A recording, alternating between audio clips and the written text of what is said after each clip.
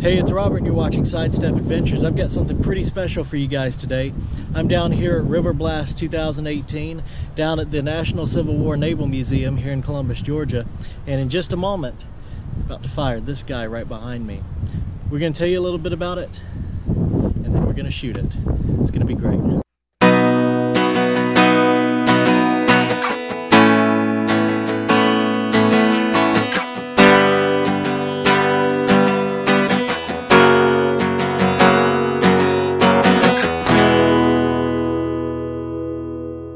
I'm Jeff Seymour. I'm the curator and historian here at the National Civil War Naval Museum in Columbus, Georgia.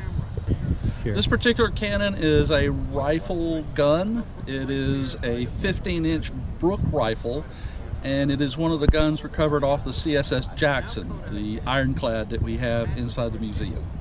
So it's an all-original cannon. The gun tube is original, the carriage is a reproduction, but the gun tube itself is original.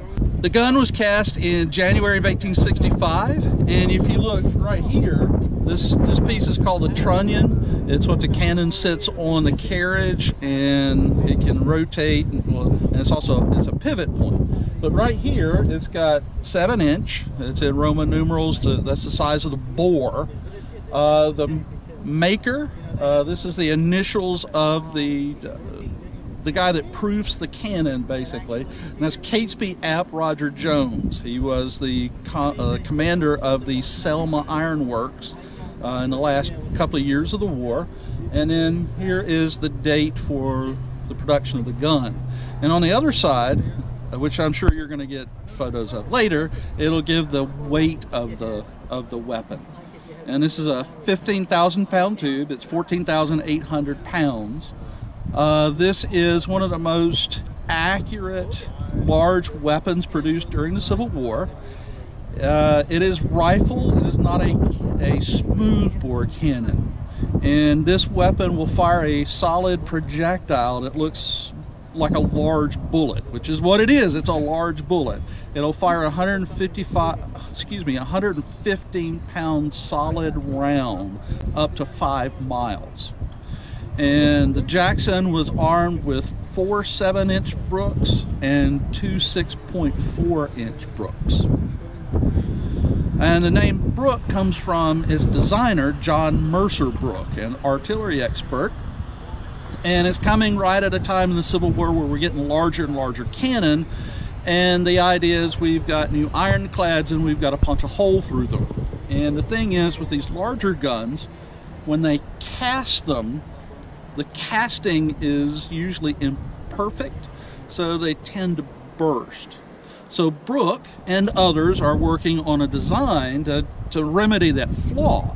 So what they do is, you think about the gun tube being cast iron.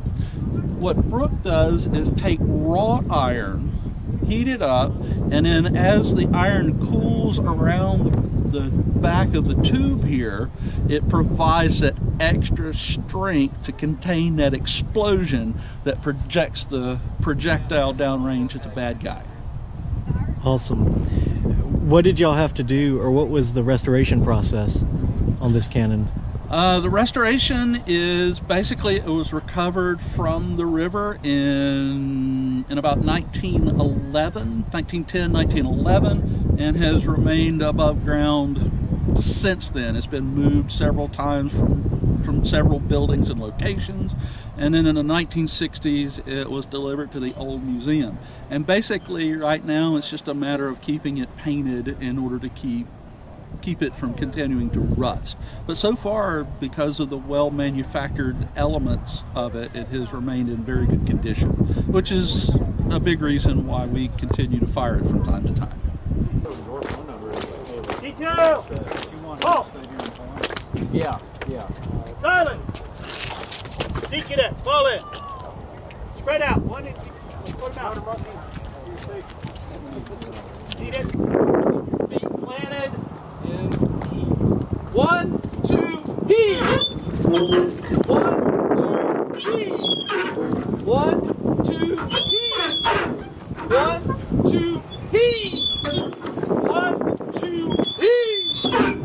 1, 2, heave! All right, drop it. Fire!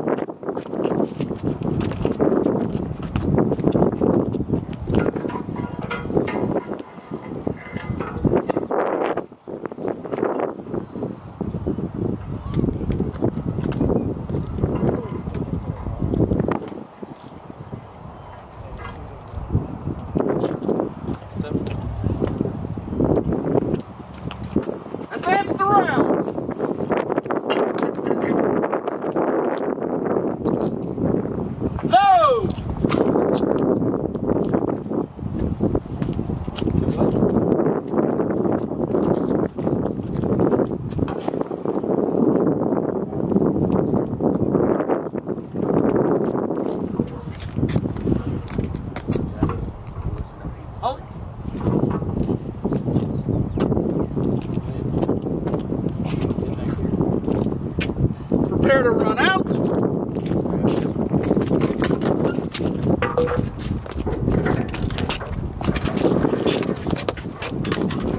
Run out.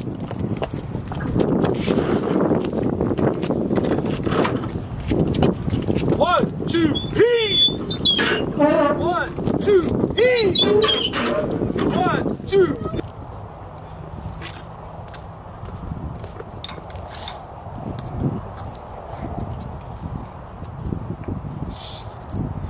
Lieutenant Jake Robbins, front and center.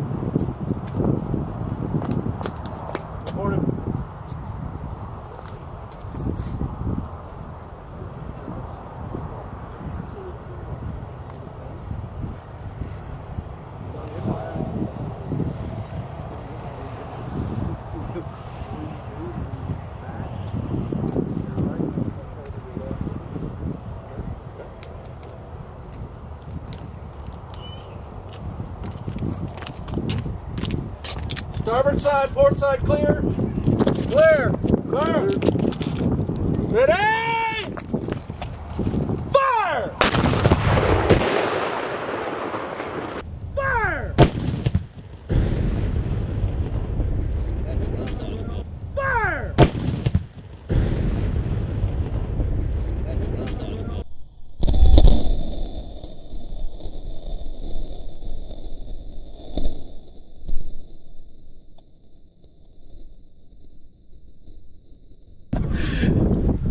All right, I want to give a really big thank you to the National Civil War Naval Museum for letting us come down here and film this firing today. It's freaking amazing. And if you're ever in Columbus, you need to come down here and check out this museum. And a real quick word, what do people need to see? I mean, what do you have down here that people need to see? Well, we tell the stories of the navies during the Civil War, which is a very unique story that you're not going to see told in very many places. Most people study the Army. We deal with the navies. And that connects very closely to the story of Columbus itself. And because it sat on the fall line of the Chattahoochee, you've got a lot of naval activity here. And Columbus was the second most important industrial site in the entire Confederacy. So in order to protect Columbus from the Union Navy coming up the Chattahoochee River, you've got a river squadron here. The centerpiece is an ironclad at Jackson. And we have the remains of that ironclad